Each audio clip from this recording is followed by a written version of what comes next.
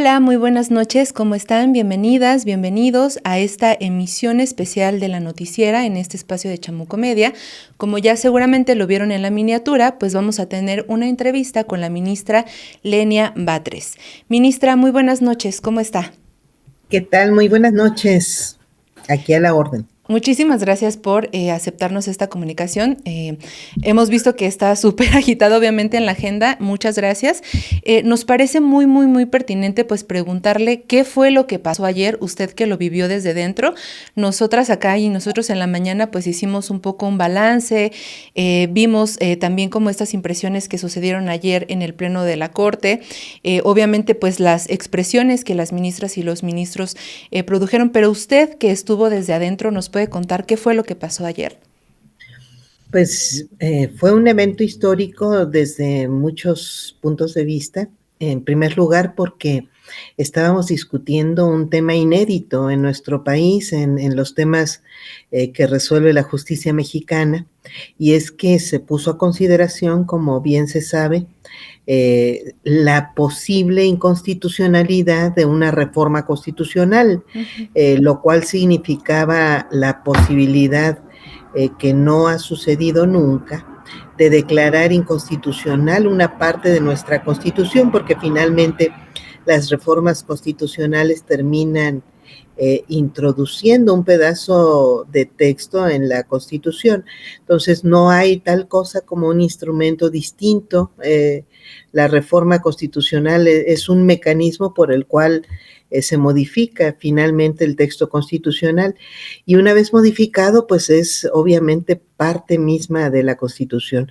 Eso nunca ha estado en duda. Tenemos en la historia de la propia Suprema Corte de Justicia, de los tribunales colegiados, que eran los que históricamente y son los que seguimos generando jurisprudencia, que son tesis, criterios obligatorios para el propio Poder Judicial respecto de cómo resolver temas jurídicos, temas que se ponen a debate en juicios.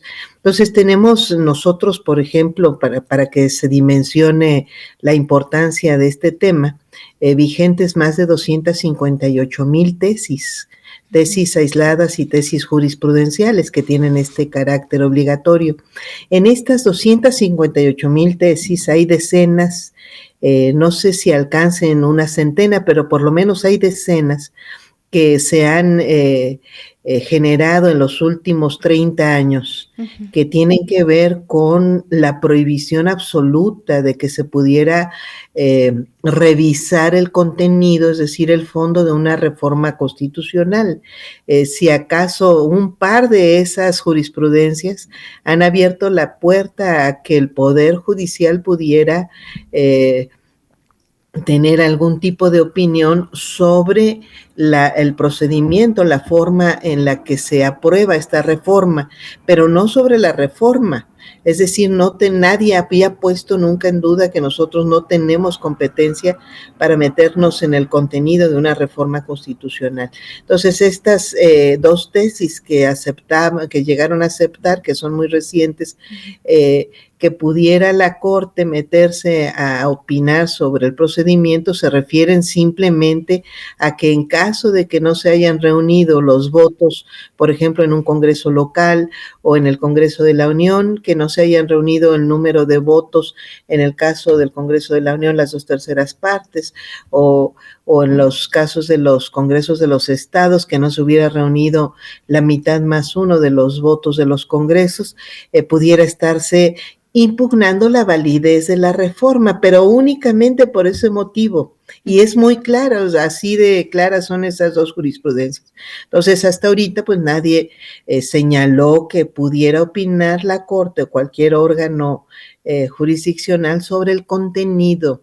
Es decir, el tema que justamente estaba a debate y que había intentado introducirse por varios medios. Uno de ellos fue a través de una consulta a trámite, que es una consulta respecto de las propias facultades de la Corte. Ya se había abierto la posibilidad, pero no tuvieron no se insistió desde la Corte misma que pudiera estarse revisando el contenido constitucional aplicando una norma de una ley orgánica que es obviamente de carácter secundario que la propia Constitución. Entonces no insistieron sobre eso y más bien presentaron a última hora varios partidos políticos acciones de inconstitucionalidad y por eso es que se juntaron 5 acciones de inconstitucionalidad, 3 de ellas promovidas por partidos políticos nacionales, PRI, PAN y Movimiento Ciudadano, y 2 de ellas promovidas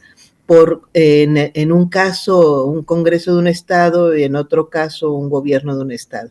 Estas 2 últimas se desecharon por no tener, obviamente, competencia sobre una materia legislativa federal, pero se terminó pues haciendo este proyecto que hizo el ministro Juan Luis González Alcántara sobre la base de aceptar la competencia de 3 partidos políticos nacionales. Aquí es interesante porque quienes tienen facultad para impugnar leyes generales son las minorías, una tercera parte de los legisladores, ya sea de la Cámara de Diputados o de la Cámara de Senadores.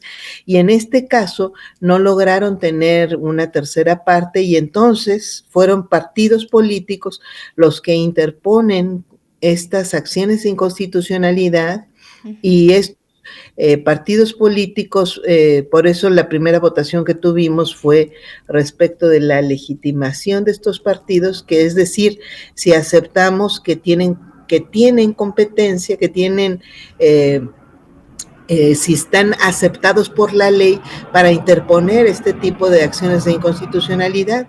Y resulta que eso se votó favorablemente. Ahí sí alcanzó más de 8 votos y por eso siguió la discusión. Ahora, pues este en sí mismo ya era un tema debatible porque pues los partidos políticos en realidad tienen competencia para interponer acciones de inconstitucionalidad, pero únicamente sobre temas electorales, contra leyes electorales. Y entonces lo que hace el proyecto es una argucia francamente, pues ni siquiera llega a leguleya, sino una argucia compuesta de varias falacias en la que convierte la reforma constitucional en una ley electoral. Entonces se tarda más de 30 páginas el proyecto para argumentar cómo en realidad lo que vamos a discutir no es una reforma electoral, sino una reforma constitucional, sino una ley electoral. Y entonces, primero dice el proyecto eso ya, insisto, era ya una argucia terrible porque es como decir, bueno, en esta casa solo pueden entrar niños y entonces yo digo, ese viejito es un niño, pásale. Y con el hecho de decir este viejito es un niño, ya es un niño. Eso es lo que estaba haciendo este proyecto en primer lugar. Bueno, pues eso se aceptó, pasamos al siguiente punto y el siguiente punto pues era discutir la improcedencia, las causales de improcedencia. Y bueno, pues aquí ya empezamos a discutir algo del fondo porque varios de los ministros pues planteamos ya pues nuestros puntos a debate con el conjunto del proyecto, porque finalmente parte de lo que era pues muy importante en este tema es que se estaba debatiendo ya con una reforma constitucional posterior aprobada, ya no solo la reforma judicial, sino que teníamos una reforma que fue publicada el 30 de octubre que estaba prohibiendo que la Corte revisara reformas constitucionales, es decir, de por sí que yo creía que pues este tipo de reforma pues no era indispensable, pero justamente porque se vio que había ese peligro, entonces se aprobó esa reforma, que es una reforma al artículo 105 constitucional. Entonces se introdujo y en el momento en que nosotros estamos discutiendo, ya empezando a discutir el día de ayer, pues ya era una reforma que fue publicada y es vigente y nosotros no estábamos haciendo ningún razonamiento.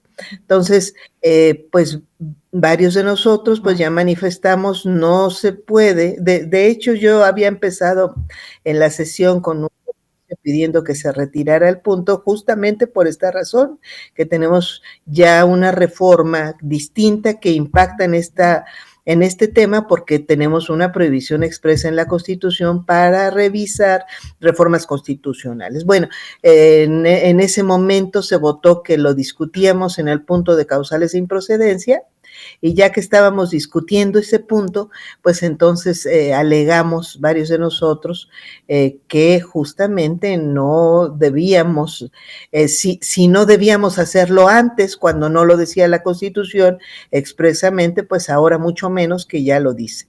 Bueno, fue parte de los temas que se consideraron. Ahora, en el conjunto, además de considerar que no procedía porque se trata de partidos políticos que no tienen competencia para interponer acciones de inconstitucionalidad, que no sea de manera en la materia electoral contra leyes electorales, además que teníamos esta reforma aprobada que prohíbe expresamente discutir o poner en duda reformas constitucionales. Además de eso, pues teníamos varios elementos en el propio proyecto. Uno de ellos, pues tiene que ver justamente con esto. Ahí varios y varias ministras recopilamos una cantidad varia, porque además hay muchísimas, insisto, de jurisprudencias que prohíben expresamente, que opinan, o es más, algunas incluso con términos aún más contundentes, que no es posible, que no es competencia de los órganos jurisdiccionales el debatir reformas constitucionales. Y bueno, pues yo leí en mi intervención varios argumentos de los propios ministros ahí presentes, de al menos 5 ministros que habían opinado en su momento que no era posible poner en cuestionamiento una reforma constitucional. Al final de esos 5 ministros, 4 votaron en contra de su propia opinión anterior. Entonces, esto es un tema sui generis porque en la lógica que tenemos de resolución en la Suprema Corte, los ministros estamos obligados a mantener un criterio. Entonces se dice que cuando hay un precedente, y más aún cuando nosotros participamos en ese precedente, pues estamos obligados a mantener ese criterio, a menos que exista una causa específica, especial, algunos le llaman por un nuevo razonamiento, y se tiene que explicar. En el caso de ayer, pues prácticamente creo que nada más un ministro explicó por qué estaba modificando su opinión, que fue el ministro Lainez, y por cierto, lo que opinó o lo que explicó fue que por la razón, fíjense nada más, porque cambiaron las circunstancias políticas de nuestro país, entonces era obvio que él podía cambiar su criterio jurídico, lo cual no indica más que lo que cambió no fue su criterio jurídico, sino su criterio político. Claro. Y en razón de criterios políticos, pues toma también votaciones jurídicas, lo cual, por cierto, pues es un tema bien interesante porque varios de ellos sostienen que hay neutralidad en los ministros. Yo sostengo que tal cosa no existe porque somos seres humanos, pero esto suele no aceptarse, que los ministros y las ministras, como todos los jueces en nuestro país y en cualquier lado del mundo, pues tenemos valoraciones morales, políticas, ideológicas, y que permean estas valoraciones a la hora de imprimir una opinión. Bueno, ayer los 4 ministros que cambiaron su opinión de un día para otro, respecto de una reforma hacia otra, fue, estoy segura en todos los casos, por un cambio no de situación jurídica, sino de situación política de nuestro país. Y bueno, el ministro Lainez fue el único que lo aceptó. Había otro ministro, el ministro Aguilar, que insistía en que él no había cambiado su punto de vista, que siempre mantuvo abierta la posibilidad de votar distinto, y en los otros casos fueron un poco ambiguas, tanto la ministra Norma como la ministra Margarita, en explicar, no, ninguna de las dos aceptó ni se refirió expresamente a por qué estaba cambiando su voto, pero pues era claro que lo cambiaron, porque en un caso votaron en contra de poner a disposición, es decir, de cuestionar y resolver sobre la posible inconstitucionalidad de una reforma constitucional, y el día de ayer votaron a favor de que eso fuera posible. Bueno, terminamos esta discusión y ya finalmente, justo porque ya no avanzamos, porque en ese momento en que votamos las causales de improcedencia, no se alcanzaron los 8 votos necesarios, y cuando esto sucede ya no avanzamos al fondo. En realidad habíamos estado debatiendo el fondo en todas las intervenciones, pero ya no avanzamos expresamente al capítulo de fondo del proyecto de más de 300 páginas que nos estaba poniendo a discusión el ministro Juan Luis González Alcántara, y en el momento en que 4 ministros votamos en contra de las causales de improcedencia, o del planteamiento del ministro sobre las causales de improcedencia, entonces ya no se alcanzaron los 8 votos, sino 7, y ya no se podía seguir adelante, y entonces ahí fue donde se le ocurrió a la ministra Norma sí. que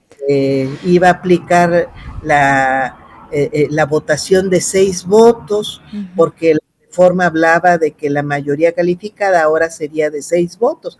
Claro que sin mencionar que hablaba de la mayoría calificada de un pleno de 9 miembros, no de un pleno de 11 miembros, y por eso se hizo esta discusión que llevó a un receso, y bueno, pues yo creo que alguien le aconsejó bien de que pues era absolutamente marrullero y extremadamente cuestionable que fuera a intentar algo así, porque además todo el mundo notó que para eso sí iba a ser válida la reforma que ella misma quería invalidar, la iba a invalidar con la mayoría planteada por la propia reforma, lo cual era un despropósito completo. Bueno, ya no insistió, y efectivamente, o más bien sí insistió, tomamos votación, y más bien no se alcanzó la votación, de que con la votación no se alcanzó una votación simple, una mayoría simple para que votáramos sobre 6 votos una declaración de inconstitucionalidad de una reforma constitucional. Bueno, todo eso fue lo que sucedió ayer. Espero que sea comprensible, trato de narrarlo lo menos enredoso, porque luego estos temas jurídicos, justamente porque permiten mucha trampa verbal, solemos enredarlo a veces los abogados de más, pero ayer se dio esta discusión. A mí me pareció interesante que mucha gente estuviera tan pendiente. Creo que se logró transmitir lo que sucedió. Creo que básicamente se entendieron las trampas que se intentaron, y mucha gente como tu servidora, pues estábamos muy contentos, seguimos muy contentos, porque se logró parar esta intentona de detener la reforma judicial, que en sí misma es una reforma histórica. Entonces ayer se intentaba detener una reforma histórica en un hecho inédito que habría sido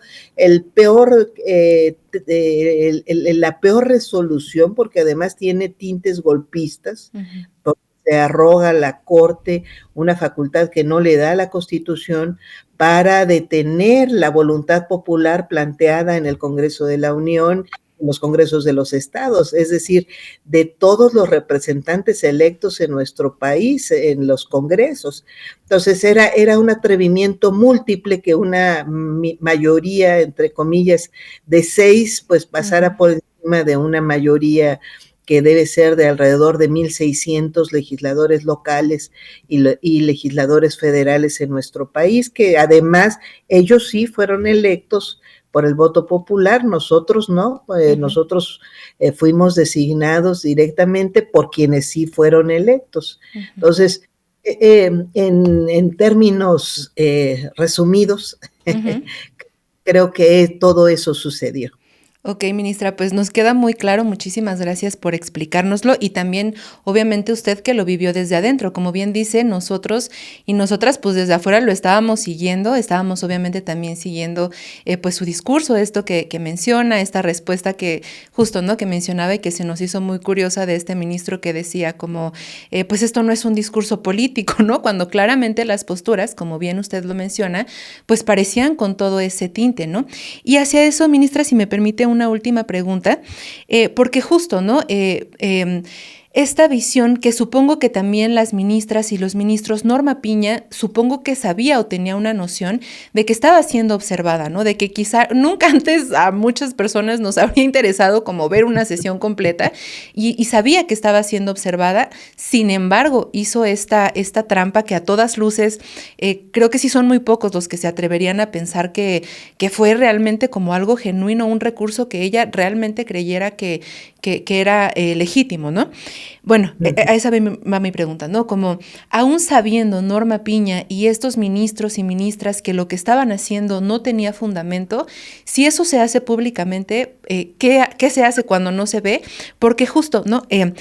¿Usted considera que esta pues victoria, ¿no? que hemos tenido y pues gracias a que pues ministras como usted, ¿no? Y las otras ministras también que se opusieron y que este ministro a pesar de todo, bueno, cambió de parecer, pero si no hubiera sido por eso, pues hubiera pasado. Esta victoria que hemos conseguido, ¿cree que sea permanente? Es decir, con todo este trasfondo que vemos que en los ministros y estas ministras opositoras está, que vayan a volver a intentarlo. ¿Cómo es que usted interpreta? ¿Qué avisora para el futuro? ¿Ya podemos cantar victoria o qué podemos esperar, ministra? No, bueno, los intentos, pues nadie puede garantizar que estén pensando. Ha habido yo incluso creo que prolongada resistencia a aceptar que esta reforma fue aprobada y por el puro hecho de haber sido aprobada por el órgano que es un órgano excepcional, que se reúne exclusivamente, y es más, se reúne virtualmente, pero se reúne para aprobar reformas constitucionales que le llamamos justamente poder constituyente permanente. Hay quienes dicen, pero no llega a tanto como un poder constituyente, porque el poder constituyente puede expedir una constitución completa. Bueno, el órgano reformador que dicen otros que se llama, yo no le veo tanta diferencia en tanto que finalmente están incorporando que en el caso de la Constitución mexicana no prohíbe, que era parte también de las discusiones que se dieron ayer. No, nuestra Constitución no prevé que haya un solo artículo que pueda que no se pueda modificar. Y entonces tenemos un poder reformador que es que es el conjunto de los legisladores de todo el país, locales y federales, que votan las reformas constitucionales para darles validez. Este poder reformador, pues no tiene límites, es el único poder que nuestra Constitución no tiene límites. Se dice cómo se conforma, pero no se le dice solamente puedes revisar hasta aquí, solo puedes revisar tales artículos. Entonces tiene una facultad de ejercicio soberano que se desprende directamente de que se trata de los representantes más cercanos a la voluntad popular. Y si nosotros quisiéramos arrogarnos esta facultad de quitarles esa soberanía para que fuera la Corte la que la tomaba, pues estaríamos justamente, y por eso he hecho el símil de realizar un golpe de Estado. Bueno, ¿qué nos da certeza de que no lo vuelvan a intentar? Nada, pero sí hay una diferencia muy grande, y es que se les acaban los instrumentos, porque para interponer estos recursos nosotros tenemos en nuestro país 4 juicios de constitucionalidad: el juicio de los derechos ciudadanos, electorales y ciudadanos, que es un juicio que se lleva ante los órganos jurisdiccionales electorales, en el caso del nivel federal, el Tribunal Electoral del Poder Judicial de la Federación, que tiene una autonomía prácticamente completa respecto de la Suprema Corte o los demás órganos jurisdiccionales. Tenemos el juicio de amparo, que es el más famoso, y ese se lleva ante los juzgados de distrito y los tribunales colegiados de circuito. La Corte lo que hace es, en estos juicios de amparo, llega a resolver recursos de revisión, pero en realidad quienes los integran completamente y quienes los resuelven, pues son los juzgados de distrito, que es una primera instancia del Poder Judicial de la Federación. Y finalmente tenemos pues a los dos instrumentos que lleva en exclusiva la Suprema Corte, que son las controversias constitucionales, que son juicios en los que los órganos del Estado pueden disputarse alguna facultad. Entonces, un municipio se queja de que la Federación está impidiendo que cumpla, por ejemplo, sus facultades para remozar carreteras o calles, o se mete la Federación a abrir una calle y no tiene facultad. Entonces disputa digamos, un poder contra otro poder a nivel federal o local, o dos poderes federales disputan una facultad. Esa es la controversia constitucional.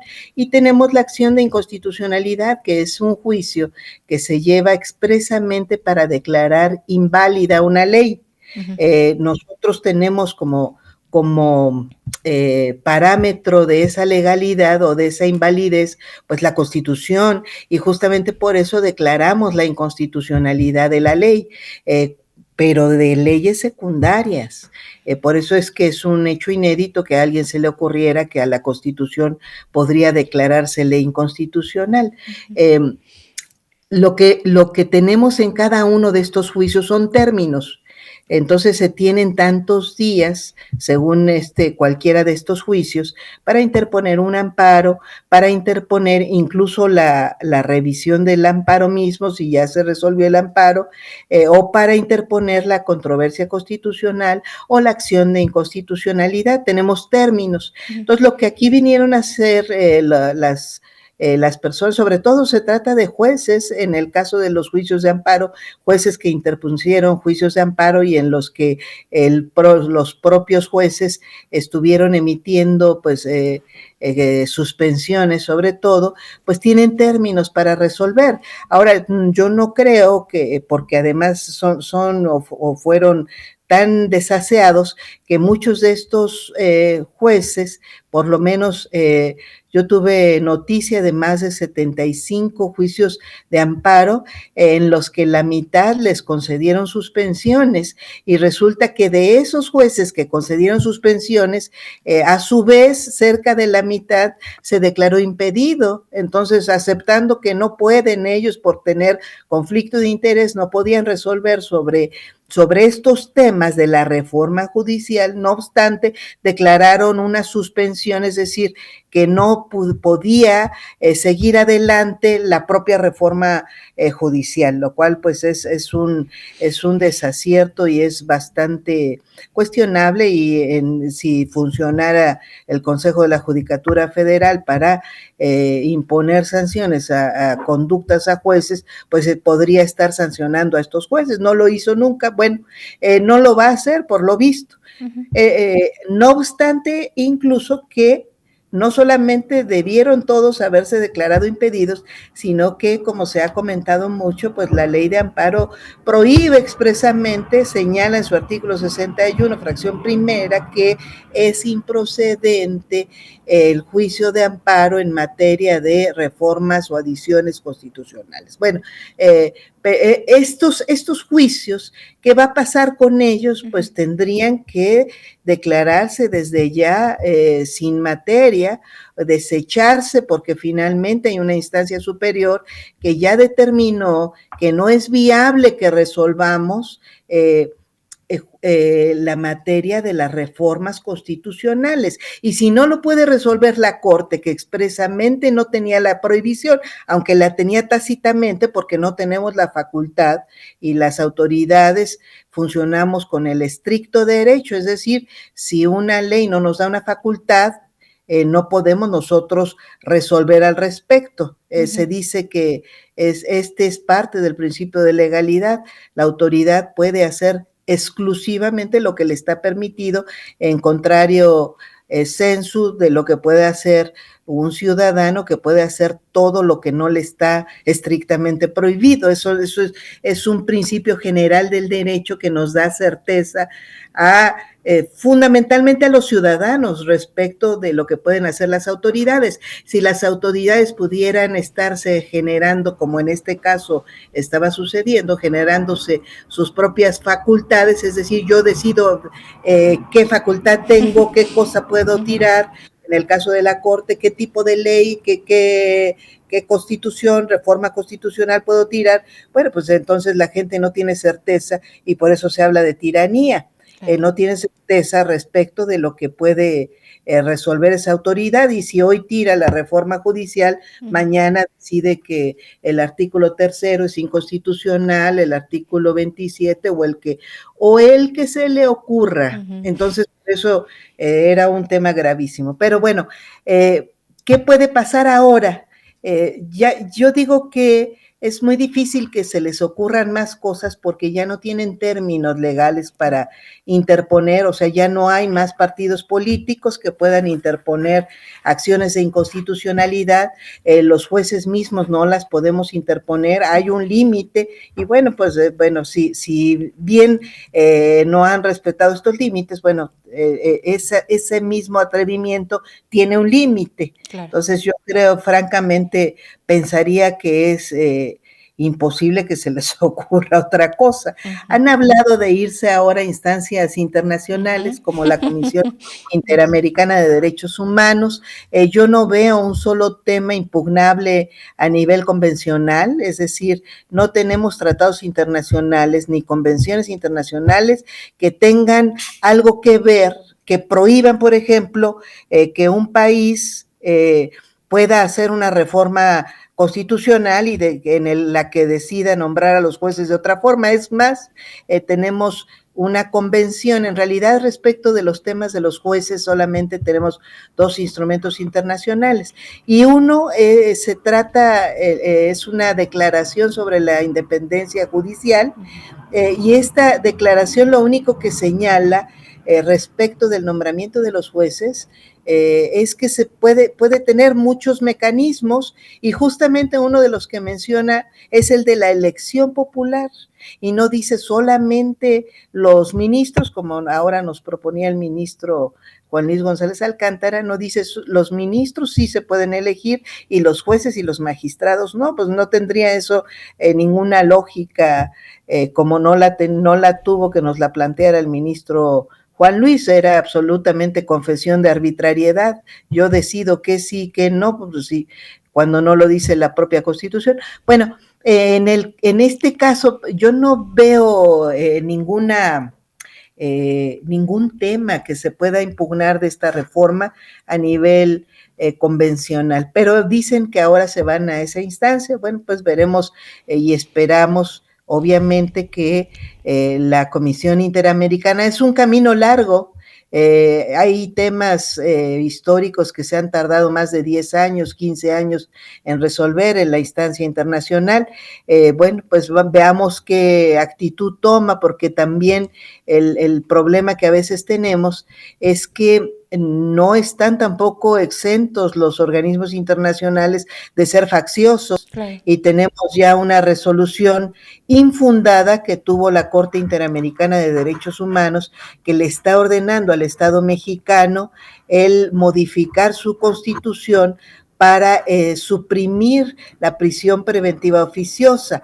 Ese es un exceso porque la convención o las convenciones interamericanas que tenemos que tocan esa materia, en ningún caso México se había comprometido a no tener prisión ni a que ni existe ese compromiso internacional de que la comunidad internacional se haya comprometido a no tener prisión preventiva oficiosa.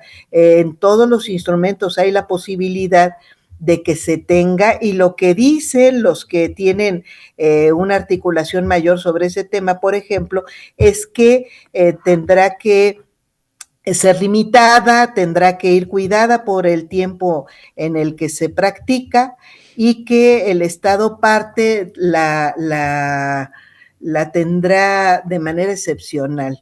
Entonces, pues así es como lo tenemos. Bueno, y además, obviamente, sujeta su propia constitución. Es el caso mexicano. Tenemos prisión preventiva oficiosa, excepcional, limitada, y en nuestra constitución. Y no obstante ello, la Corte Interamericana, actuando facciosamente, le dio una orden al Estado mexicano para que reforme su constitución. Nosotros no lo aceptamos porque finalmente la autoridad internacional no es soberana. La soberanía reside en el caso mexicano, como en el caso de cada Estado nacional, en el pueblo mexicano. Entonces, bueno, ahí no ha aceptado México esa resolución.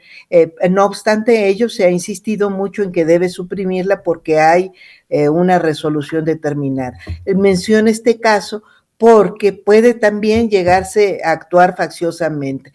Yo espero que no, porque sería muy insensato. Y aquí, si en el caso de la prisión preventiva oficiosa, pues hay un poco de materia en los instrumentos internacionales, se trata de un derecho humano. En el caso de la elección jurisdiccional, ni es materia de derecho humano, aunque quieren hacerla pasar por materia de derecho humano los jueces, pues no veo yo esa materia, ni es materia de derecho humano, ni es materia de instrumentos internacionales que la prohíba, y además no es materia tampoco de otro tipo de consideración que se encuentre en los mecanismos internacionales suscritos por el Estado mexicano. Ok, ministra, pues muchísimas gracias. Ya estaremos obviamente muy al pendientes de lo que pase. Me gustaría solamente, si me permite, leerle 3 comentarios que nos están dejando acá. Se me hace como importante también transmitirle esto. Por acá nos dicen: felicidades, ministra Lenia Batres. Muchísimas gracias por estar y defender al pueblo de México. Nunca cambie, necesitamos personas como usted. Gracias, gracias, gracias. Un afectuoso abrazo, nos dice María Esparza. Por acá también nos ponen: toda admiración, ministra Lenia Batres. Es usted una gran patriota y México se lo agradece. Y por acá también saludos a la ministra Lenia Batres y a votar el 1 de junio del 2025. El pueblo manda. Ministra, muchísimas gracias. No sé si quiere agregar alguna otra cosa. No, pues hay que cuidar y estar todos observantes. Una cosa que es muy importante: esta reforma es posible no por la Suprema Corte ayer, no por el Congreso de la Unión antes, sino que esos 2 hechos han sucedido porque tuvo un amplísimo respaldo popular en elecciones, aun cuando no se votó directamente. Fue una especie de plebiscito sobre este tema en las elecciones pasadas. Entonces, este respaldo popular es el que debemos preocuparnos porque se mantenga, y para ello, pues quienes estamos justamente a favor de esta reforma, que creemos que es indispensable porque se trata de un poder del Estado mexicano que debe actuar de acuerdo con los intereses de la gente, y para ello esta democratización puede ser un factor fundamental o determinante que lo permita, y si estamos pensando así, creo que es muy importante no desligar, no dejar de informar, porque el tema jurisdiccional, el tema de las autoridades jurisdiccionales, de los jueces y las juezas, a nivel en que sea, a veces tiene una zona muy oscura, que es la que permite que se corrompa. Entonces, para que no se corrompa este tema, es muy importante informar, y va a ser tan viable más que por los instrumentos que la sigan impugnando. Yo insisto en que creería que eso ya es muy limitado, pero más que eso, por la fuerza y el respaldo popular que siga teniendo. Mientras exista esa conciencia, va a seguir avanzando esta reforma, y creo que la expectativa de poder transformar muy responsable y muy seriamente y de manera profunda este Poder Judicial, pues hay que mantenerla y hay que irla llevando a la práctica así, poco a poco, como ha venido sucediendo, pero con mucha firmeza. Perfecto, ministra. Pues otra vez muchísimas gracias por tomarse el tiempo para explicarnos también tan detalladamente, con palabras que todas y todos entendemos, sabiendo que justo, ¿no? Esto que dice usted al final, pues depende también justamente de esta voluntad popular que por lo menos acá pues también se expresa pues en este agradecimiento y en esta información que todos y todas cada vez pues tenemos pues más sabido, ¿no? De conocer qué se está discutiendo para pues el futuro de nosotras y nosotros como mexicanos. Ministra, de verdad muchísimas gracias. Muy buenas noches. Muy buenas noches, Carolina. Un saludo a ti y a tu auditorio con mucho afecto.